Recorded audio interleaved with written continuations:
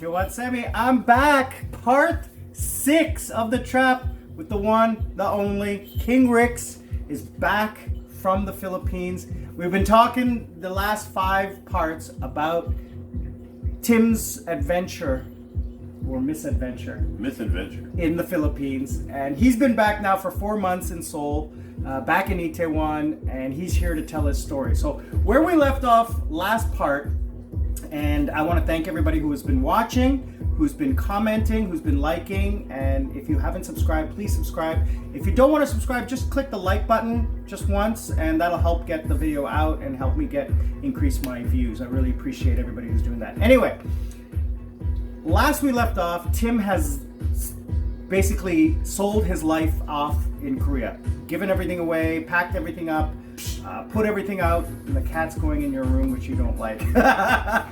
So anyway, he shipped off all his stuff to the Philippines. He is now buying a house. Bought a house in the Philippines. Now, how much did that cost you? $35,000 US.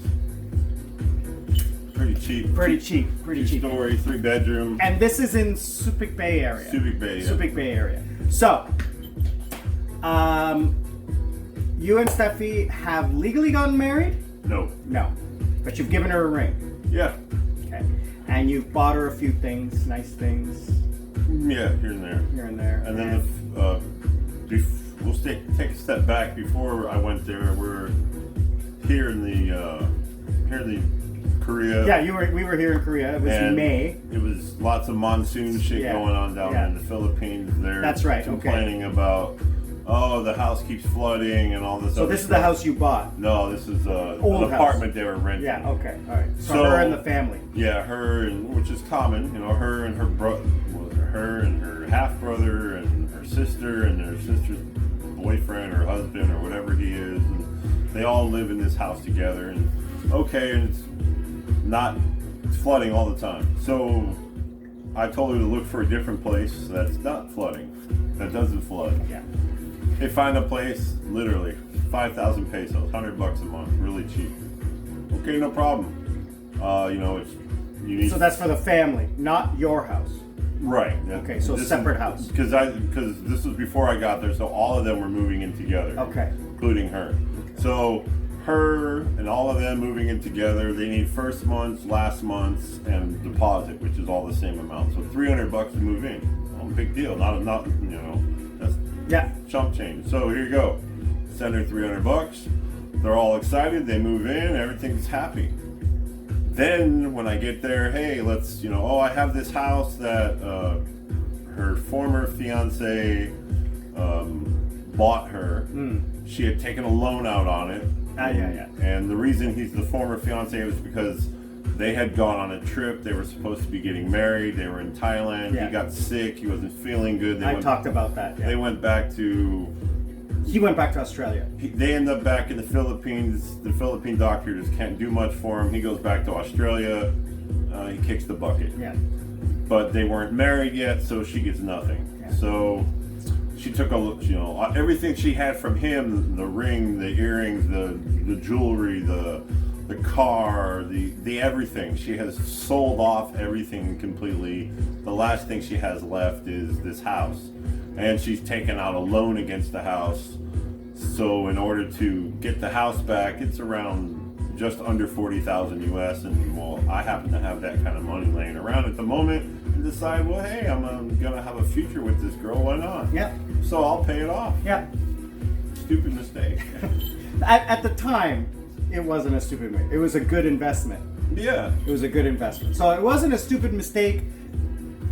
Hindsight, yes, but at that time it was okay. So you head down there. Now this is fall of 2018. Yeah.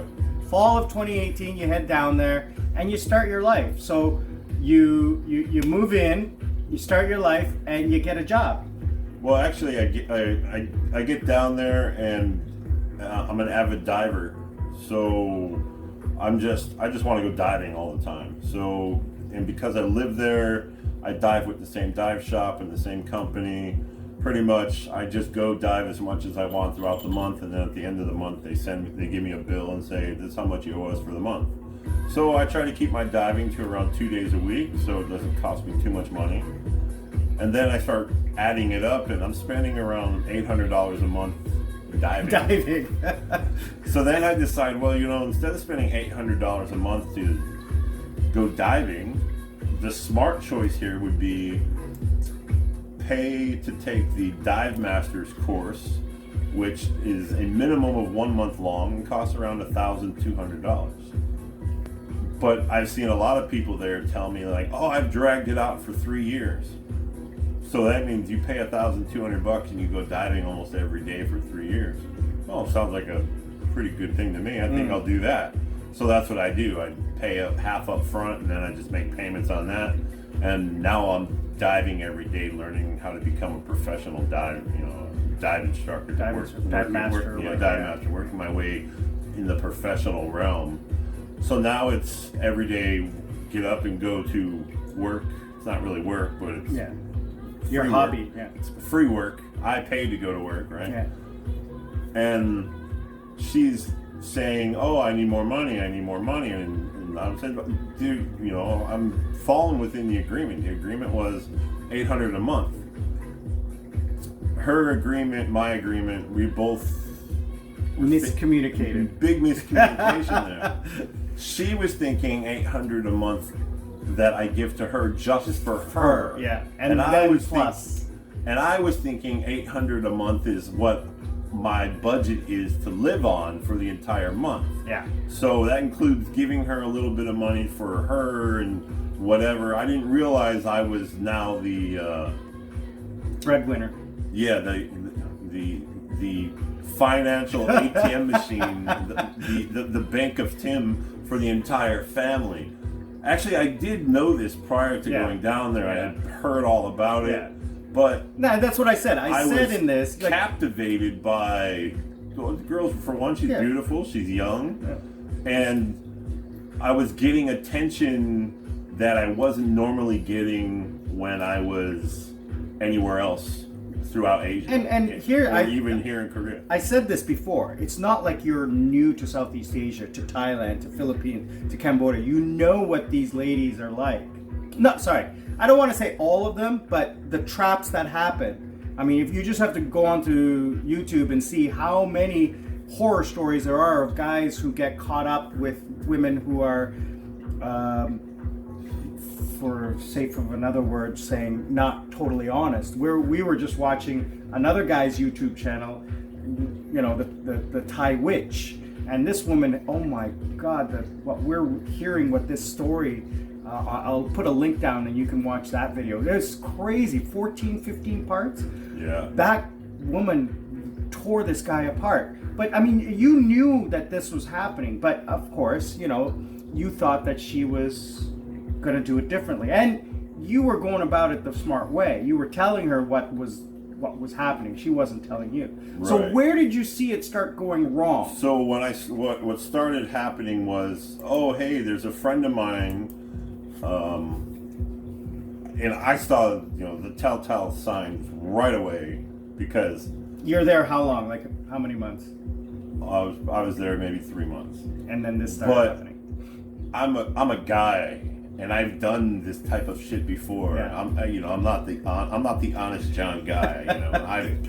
You have a dark side. I know how to get what I want when I want to get it. And she's telling me, oh, I ran into this guy that used to be our neighbor when I was with my ex-fiance, and he's saying all the right things because he keeps bringing up, oh, your ex-fiance used to tell me this about you, used to tell me that about you, used to tell me all the great things about you and how such a wonderful person you are. And in my mind, as she's telling me this, oh, he just wants to get in your panties, that's it. But she doesn't see that. He knows what he's doing because I would have done the same thing. He's tugging on those heartstrings of hers, and she's remembering all the memories of the ex-fiance because he's passed and gone now, and she's thinking, well, to get closer to him, I can go meet this guy for his birthday for dinner and spend a night for dinner, whatever.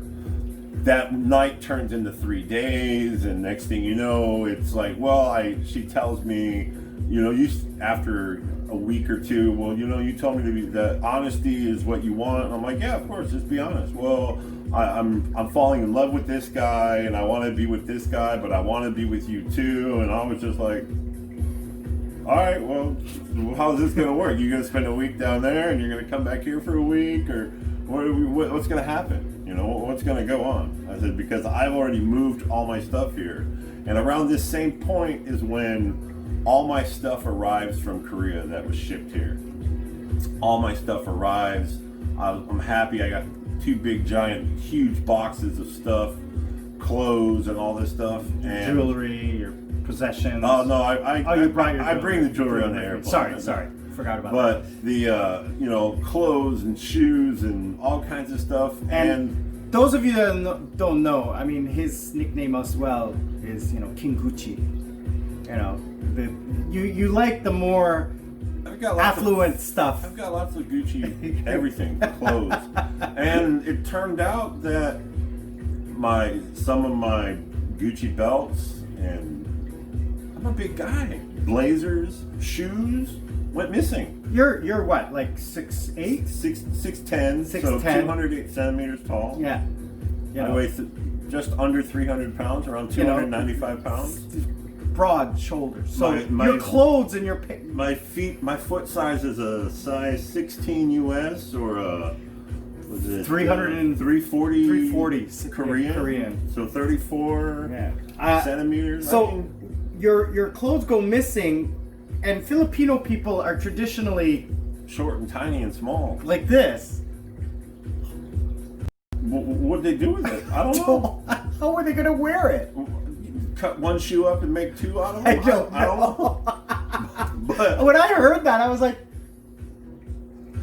but yeah, who's going to wear it? So, a couple jackets went missing. Yeah.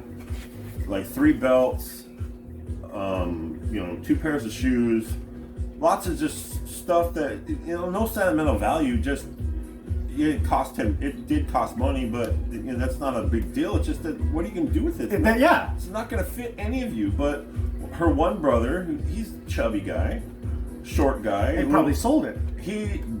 That's what it come down to. One of my other mates, I say mate now because I've lived down there with Australians for so long, and that's what they said. Oh, they probably took it to a flea market and they sold it to somebody who could use the material and turn it into something else, add it to whatever, be able to get some money off it, something like that. Or they know of a place where they can sell it as a secondhand good to some other foreigner who's visiting or something like that. Okay, so obviously they needed the money much more than I did, but then to me that was more of a sign of disrespect. Yeah.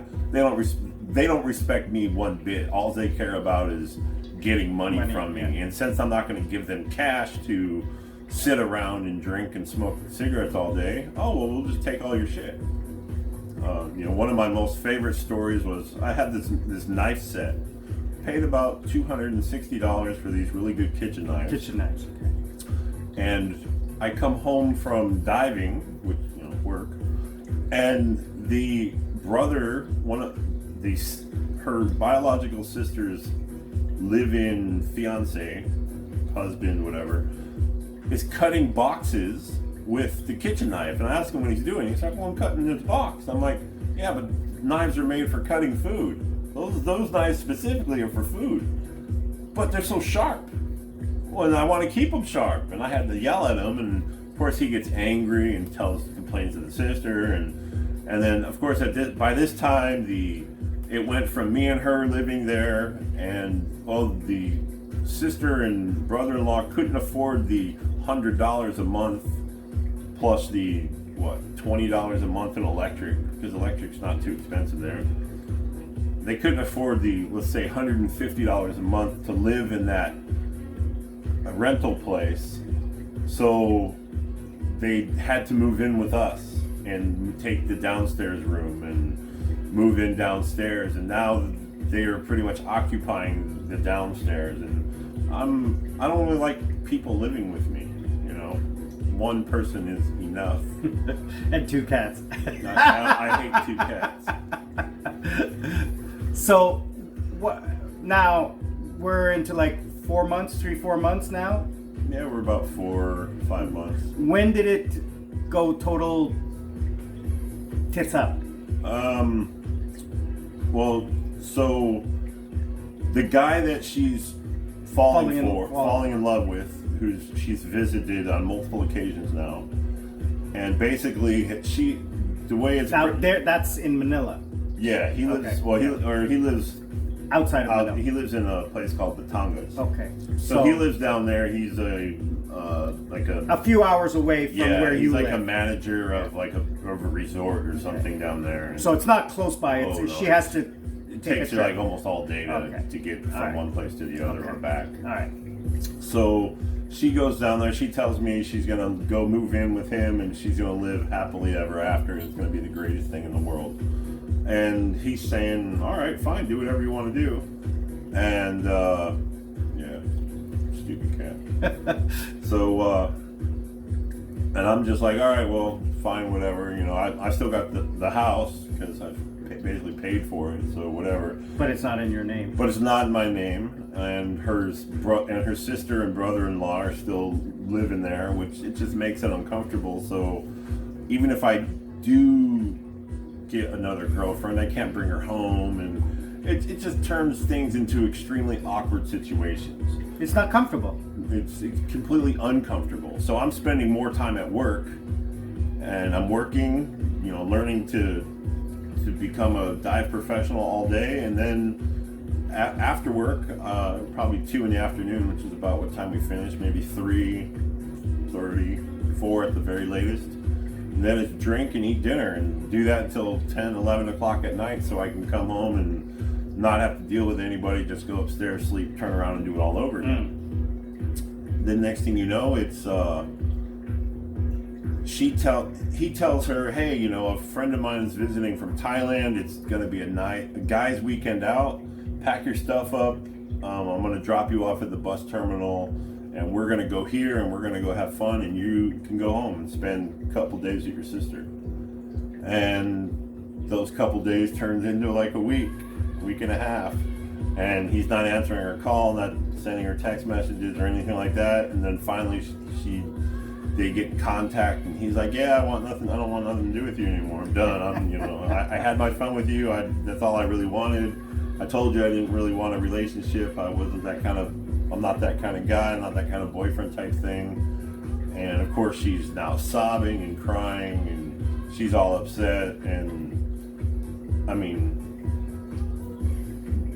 I'm kind of laughing inside because I think it's hilarious, but I'm just, "Oh yeah, it'll be okay. But I really loved him. I'm like, obviously, it's more than me. So, but then again, it's, you know, of course, he was giving her a bigger budget every month. He was giving her, you know, anything she wanted, buying her all these special foods, letting her eat them at, you know, the resort, the most expensive things on the menu, you know, lobster and shrimp and clams and snails, monkey brains, whatever."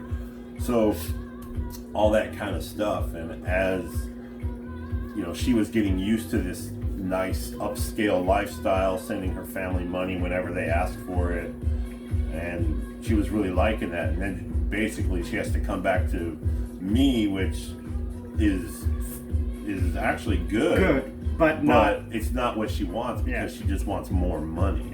She wants the city life. She wants the princess life. Right. She wants to be able to go out and say, "Oh, I'm sorry, I spent all the money you gave me today. I still need some more." And then the guy just, "Oh, well, here you go. You know, it's not a big deal." She's looking for those kind of guys, and that's not me. I'm not that kind of guy. So now we're into like early winter, 2018. So winter comes. Which it's not really winter there. It's like Hawaii. It's hot. Yeah, it's hot. And her whole family comes up for almost the entire month of December, and be it like another week or 2 in January. So for roughly 30 days, her younger sister, the youngest sister's there, the one that I told her I wanted to, if she left me that I wanted, and she's telling me no, but I can see her giving me like little winks and smiles and stuff. She's sleeping in the other room, and I'm thinking, yeah, it's possible we could do this right here, right now. I don't care if your sister's watching or not. And then the rest of the family's there, and they're, at nighttime they pull out all the blankets and they all sleep on the floors and whatever. And by the time I wake up in the morning to leave at 7 o'clock in the morning, they're all up, they're cleaning, they're doing stuff, whatever. And I'm leaving, I'm going to work. And then I come back in the evening, and whatever they do, they're doing. It seems like it's tolerable. I mean, I understand that they're there, and it's because it's mostly for the holidays and stuff. And then it's, hey, we've got to buy Christmas gifts for everybody. Tablets. Everyone wants a tablet. So I'm finding like the cheapest tablet I can find at like $50 a pop. Buying them by like the caseload, so I can make sure everyone has a tablet for Christmas, because that's what everyone wants. Just crazy stuff like that. And then Christmas Day they expect a big dinner, and Christmas in the Philippines, if nobody's ever lived there, see, right now it's August 22nd we're filming this. So on September 1st, I kid you not, in the Philippines, all department stores and everywhere, Christmas trees and lights and wreaths and everything goes up, and it's Christmas music until January 15th. They literally love Christmas, think it's the best holiday, so they make the season last for so long. So, but at this point, you're just sick of it, and then there's carolers coming around, and they need money. They need money too, and it's got to hand them, $2 a piece, and it just turns into a big money fest. Yeah, big money fest. Everyone's needing money, and it's just, you want to hang yourself. So then we roll into 2019. And she's still complaining that we need to make more money. So she became a cam girl for a little while. Oh.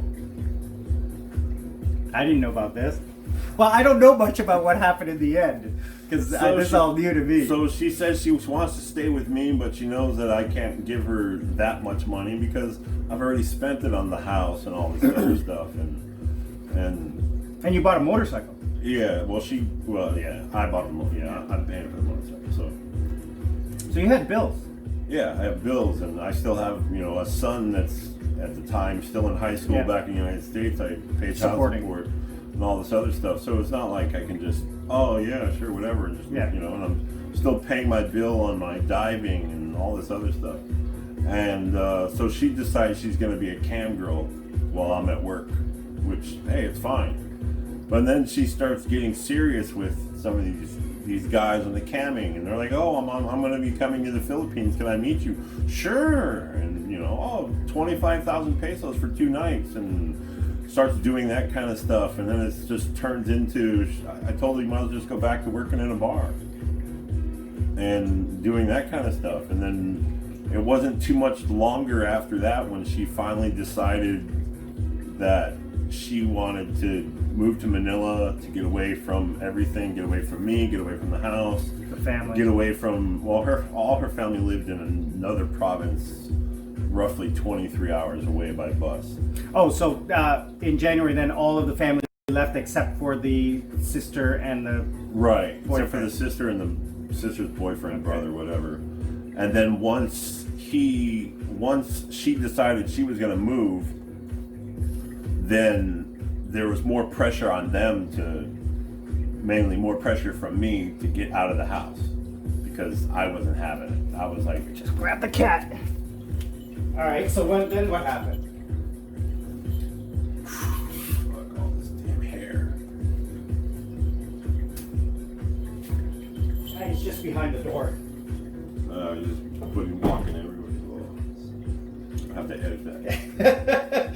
So then what happened? So then she decides finally, okay, she's gonna move to Manila with her her gay cousin. No, I have no problems with that. I have a gay sister, I have gay aunts, you know, whatever. But in the Philippines, gay means transgender. Ah, okay. So he's transgender, pre-op.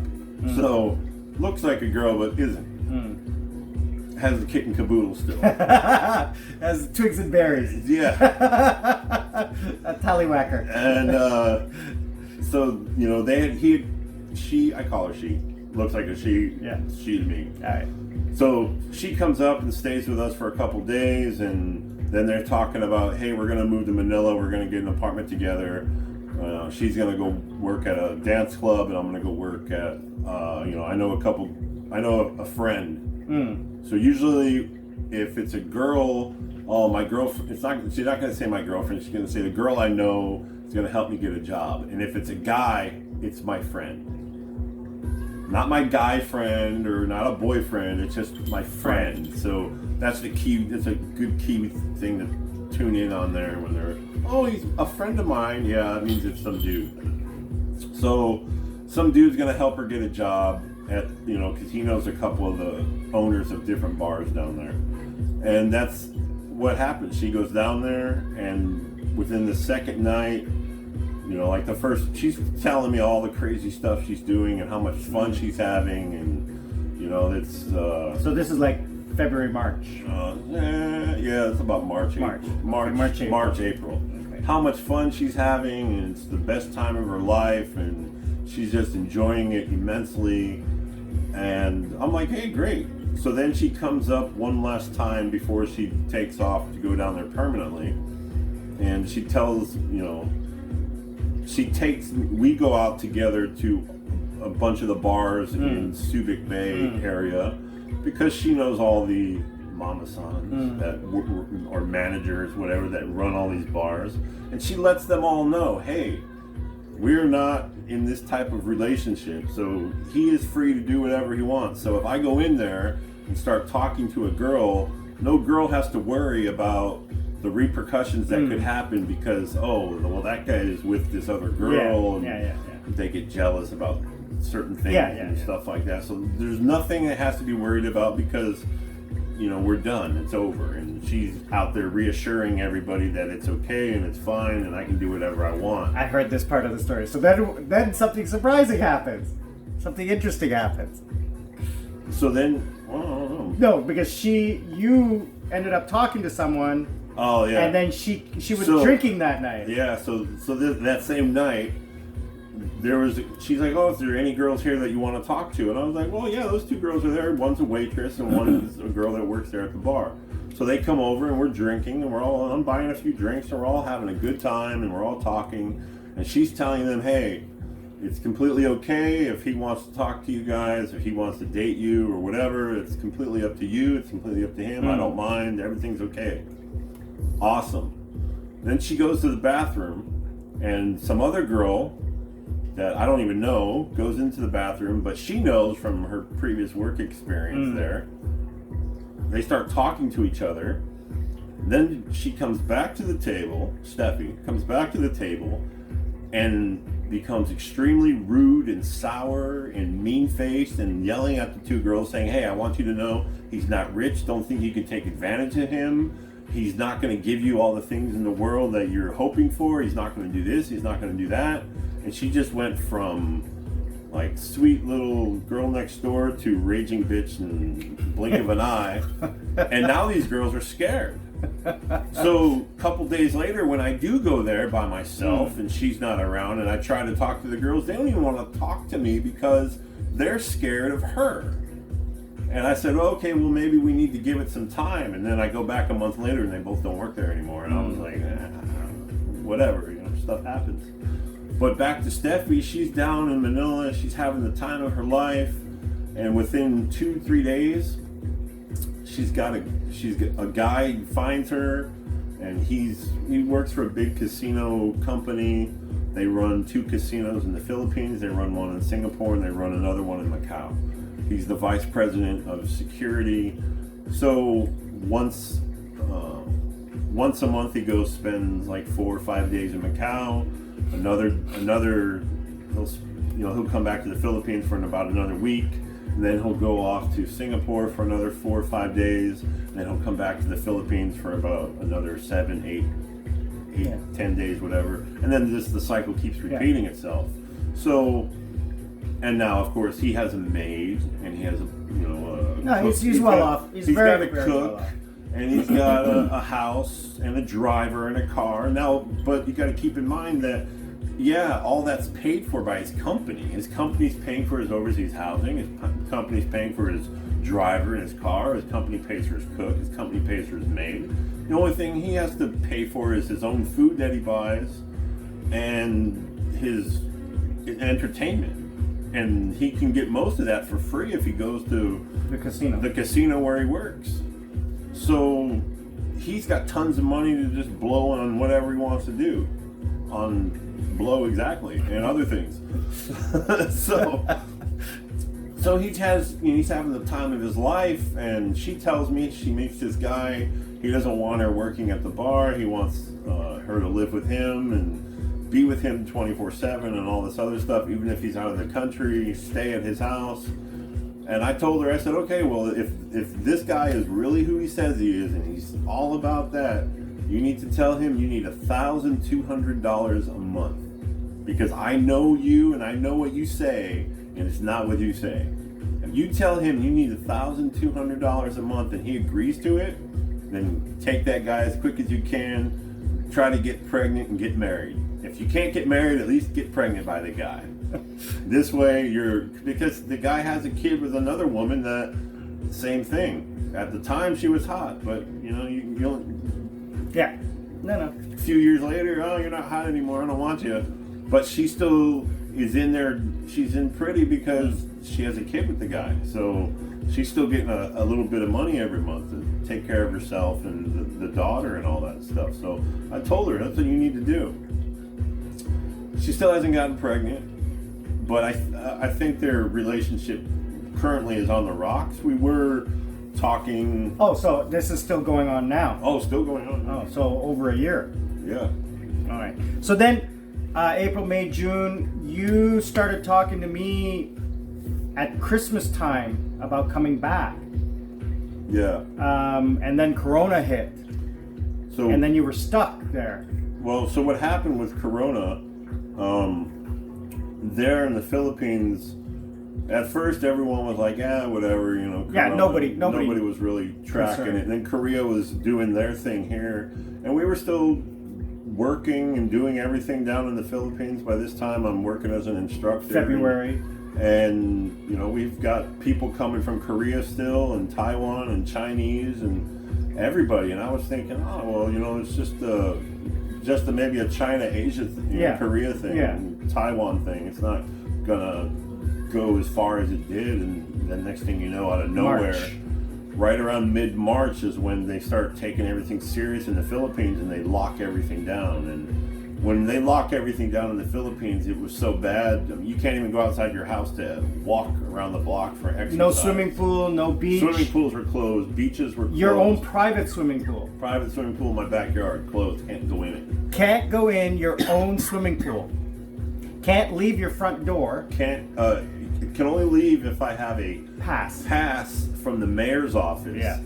With the authorization signature from the mayor himself, allowing only one person, the head of household. Nobody, not like, today I can go and then tomorrow she can go, or because I have a new girlfriend living with me at the time. So not, I can go now and then I come back and then she can go. No, only one person only. Name goes on the paper, and there's checkpoints everywhere, there's cops everywhere, there's police everywhere. And if you don't have this stupid pass, they send you home. If you are in an area and they're spot checking and the police just happen to see you and, hey, let me see your pass and let me see your ID, and you don't have it on you, where do you live? Let's go. And they take you straight back to your house. If you have a pass but it belongs to somebody else, now they've confiscated that pass and you're trapped at home. And there was no alcohol sales? Yeah, they stopped serving alcohol. They stopped selling alcohol. They stopped. Everything just completely stopped, just shut down. The only thing open was supermarkets. Yeah. So it was really tough. And you left.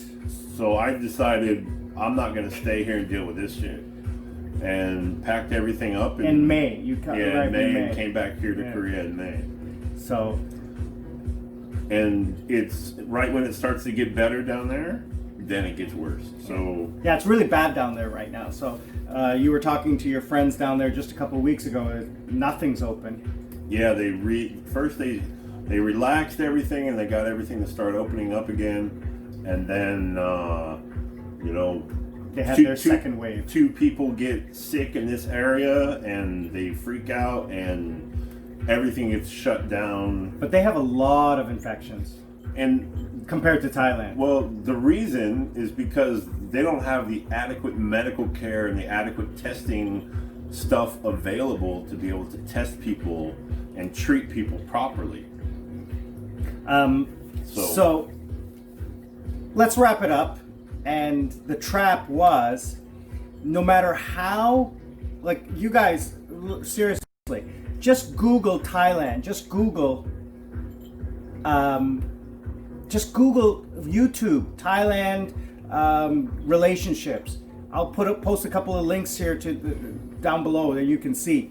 And it's not an isolated thing. This happens all the time. Thailand, Cambodia, Vietnam, naive guys get taken advantage. It's not a naive guy. Didn't get taken advantage of, but it didn't work out. So the moral of the story here is, don't get married. Don't get married. Don't do anything. The cat doesn't care. Trying to scare the cat out of the room. Anyway, I want to thank Tim for sharing his story with us. The wrap up of this is you still have the house down there, right? Yeah, but I had it on the market for about 5 months, and I had a lot of interested buyers, but now they want it as cheap as they can possibly get it. So I mean, I know I'm not even going to recover half of what I could get out of it, which would have been nice, but then of course I still have to give her half. So I'm really up shit creek without a paddle. And but you have plans of returning. Yeah, well, if Corona ever goes away, or if there's ever, I mean, it will next year. There will be a cure eventually, and then I'll go to another part of the Philippines and do a dive shop with another friend of mine and do some stuff down there. But the biggest thing that you could take away from this story or any stories like this is just don't promise marriage. Don't have kids with anybody. Don't have kids. You know, I went and did the snip. That's a smart thing, and every guy should do that. Wholeheartedly agree. And you know, this way, if you don't get married, there's no, you know, hey, obligation. Right, because what happens is yeah, they're gonna make you feel good, and everything's gonna be great and stuff for a term, because to them it's all about a way of living. It's all about a way to make more money, and they're not thinking of it the same way I'm thinking of it. And it could be at the time that I had just gone through a bad breakup with a famous Korean singer here that I was dating for a couple years on and off, and she didn't want to come out as saying that we were dating because she's too scared of her reputation being tarnished because she was dating a foreigner, and you know, stupid stuff like that, which in my opinion is stupid, makes no sense, but it's Korea. Yeah. What can you do about it? So, you know, this is a lesson learned. So, to wrap up the story, things are going great now. Cat. Things are going okay now. You've got plans. Once things settle down in the world, maybe Bali for some scuba diving, maybe Indonesia, maybe Thailand, stuff like that. South America. Until Cuba. Next year, when things settle, things get cured, and then you can move back. But this is definitely just a layover, a safe place to hang out until, but now with the monsoons and everything, and now the third wave of COVID here in Korea, you've been stuck in the house for most of the 3 months doing nothing. Doing nothing. I left the Philippines to not be stuck in the house, and here I am, stuck in the house. Anyway, I want to thank everybody for watching a nice long video. I'm going to probably cut this up into 2 parts and edit it down for you guys. But Itawan Sammy with King Ricks, I'll link up his Instagram so you guys can check it out, and his YouTube for his diving. And I want to thank everybody for watching. Itawan Sammy with King Ricks, we're out.